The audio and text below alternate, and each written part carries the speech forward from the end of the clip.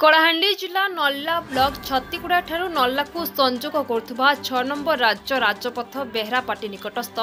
सांदुल सेतु निर्माण पर पाखापाखि 30 लाख ऊर्ध्व टंकार डाइभर्सन रोड एवं कलभट अति तरबरिया भाव में 2023 मसीहा नवेम्बर मासरे निर्माण करा पोल निर्माण पर राज्य सरकार 2022-23 आर्थिक वर्ष में अनुदान प्रदान करते आज पर्यंत विभाग निर्माण काम जमारू ना धरुना किंतु विगत वर्ष अत्यंत दायित्वहीन भाव में सांदुल नदी ठारे केसिंगार एक ठिका संस्था डाइभर्सन रोड और कलभट अति निम्न मानर निर्माण करी 30 लाख ऊर्ध्व सरकारी अर्थ अपव्यवहार होइतिबा अभियोग होइछि।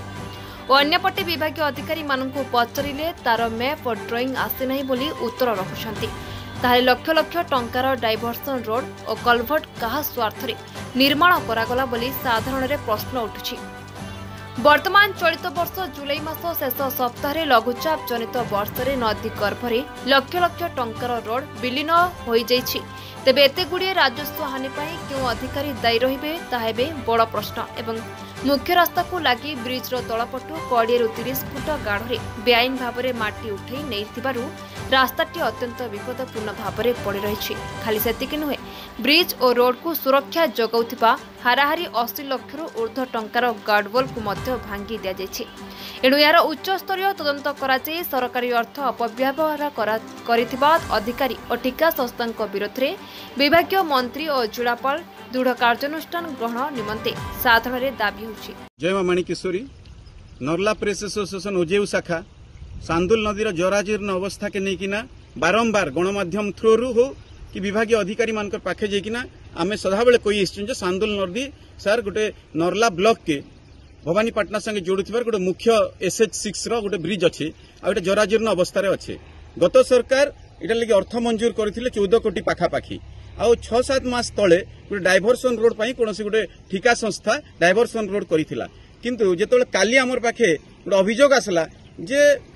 डाइभर्सन रोड धोई ही गला आमे हम टीम संगे आज पहुंचिलु आ इटा सत्यता अनुध्यान करबार लगी देखलु गोटे बहुत दुखर विषय जे संपृक्त ठिका संस्था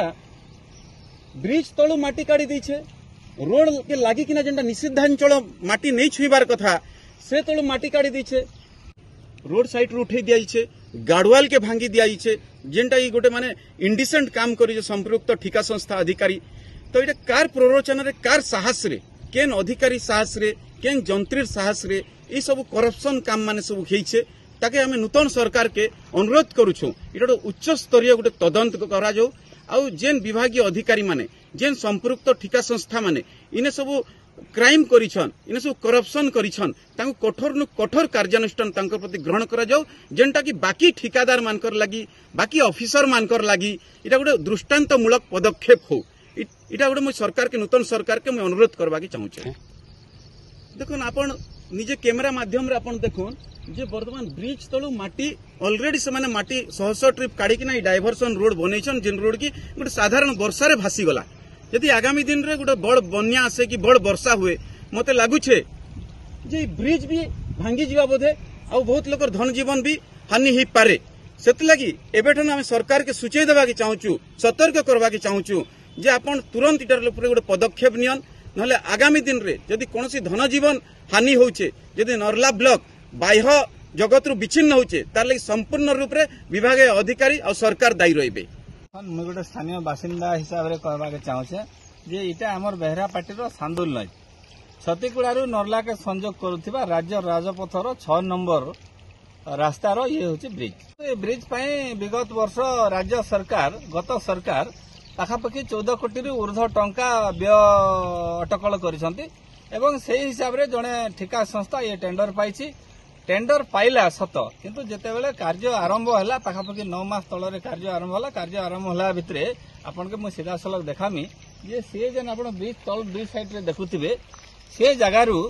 शह संख्या रे माटी ट्रिप उठे दिया गला एवं लक्ष लक्ष टंकार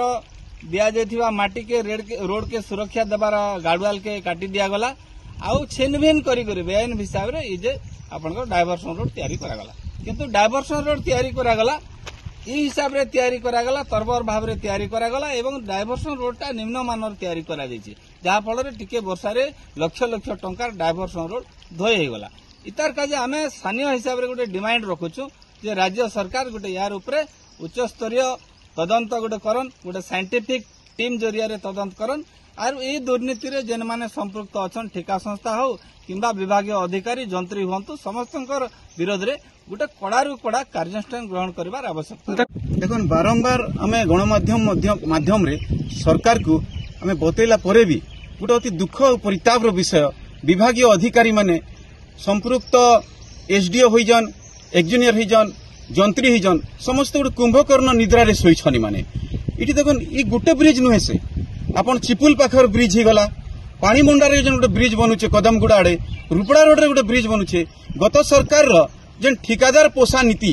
इमाने ई सरकार रे भी भाबुछन बोधे सेंता हवा बोली किना तो ई सरकार के हम अनुरोध करूछु गोटे उच्च विभागीय तदंत करा जो जेन अधिकारी माने इति संपृक्त अछन तांकर ऊपर कठोर रु कठोर कार्यानुष्ठान करा जो आ जेन भी लॉस हेचे ताके ठिकादार ठानो विभागीय जेन अधिकारी मान असूल करा किना जेन जनसाधारण और सरकार को राजस्व हानि होइछे तांकर ठानु ही असूल करा जो बोली किना नर्ला प्रेस एसोसिएशन रो ओजेयू शाखा माध्यम रे सरकार के हमें जणैबा के चाहूछु।